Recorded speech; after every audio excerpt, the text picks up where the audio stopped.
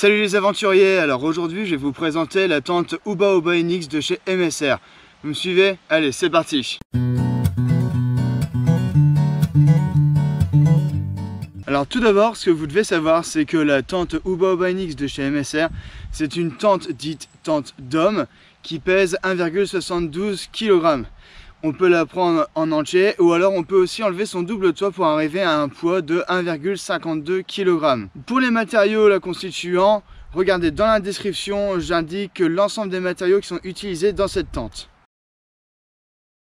Alors, c'est donc une tente 3 saisons que l'on utilise normalement en printemps, été et automne. Mais il est possible de l'utiliser en hiver en fonction de la région et des conditions météorologiques. Néanmoins, si vous voulez être certain de pratiquer le bivouac en hiver en toute sérénité et en toute sécurité, je vous conseille de vous tourner vers une tente 4 saisons. Pourquoi? Parce qu'elle vous offrira plus d'espace de vie car on prend plus de matériel en hiver, première raison. Et ensuite, elle offre une meilleure résistance en termes de ventilation, résistance à la pluie, résistance au vent. Et en plus de ça, elles vont résister à la neige.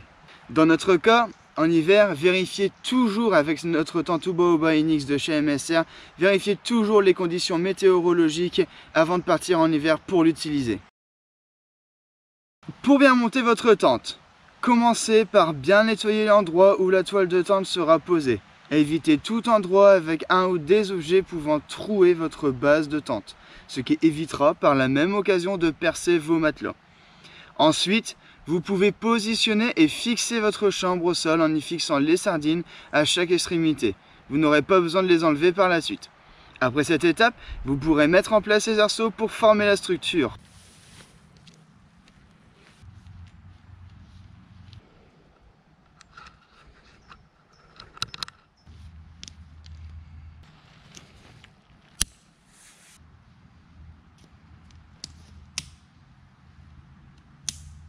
Ensuite, le double toit de la tente.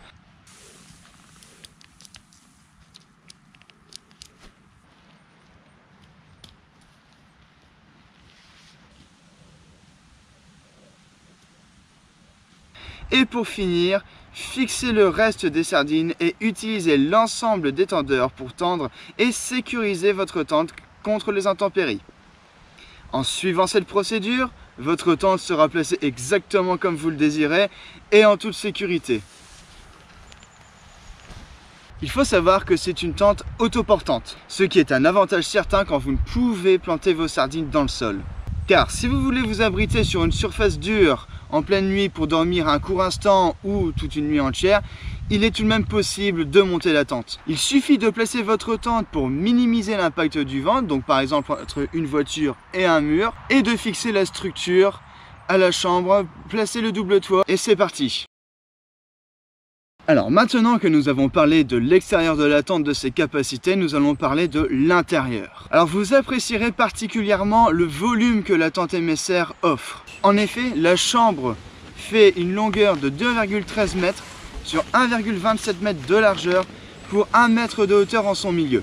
Il est alors très facile de tenir à 2 personnes dans cette chambre qui donc a une surface de 2,70 m² avec 1 mètre de hauteur en son milieu, ce qui permet de s'asseoir en plus. Maintenant, regardez la facilité d'accès à la tente. Vous avez chacun votre porte, donc aucun besoin de déranger votre binôme en pleine nuit pour sortir de la tente. Vous êtes totalement autonome.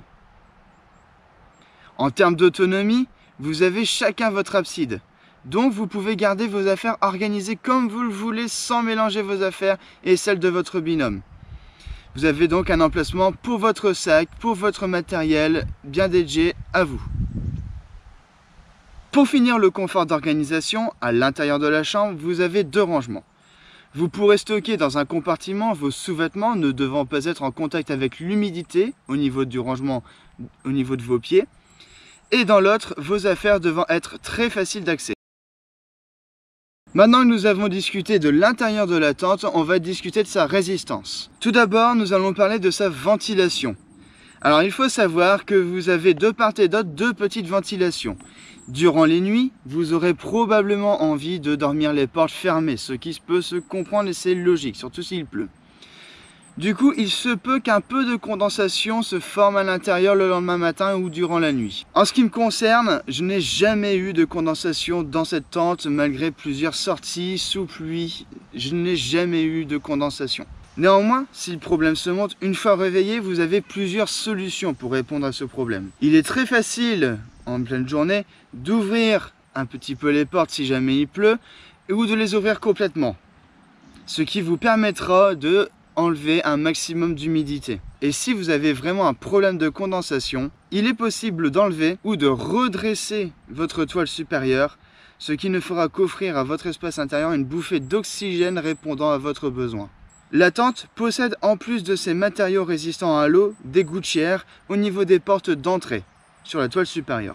Donc vous pouvez rentrer sans avoir une multitude de gouttes vous tombant dessus. Alors, de par mon expérience, il se peut que le tapis de sol prenne l'humidité.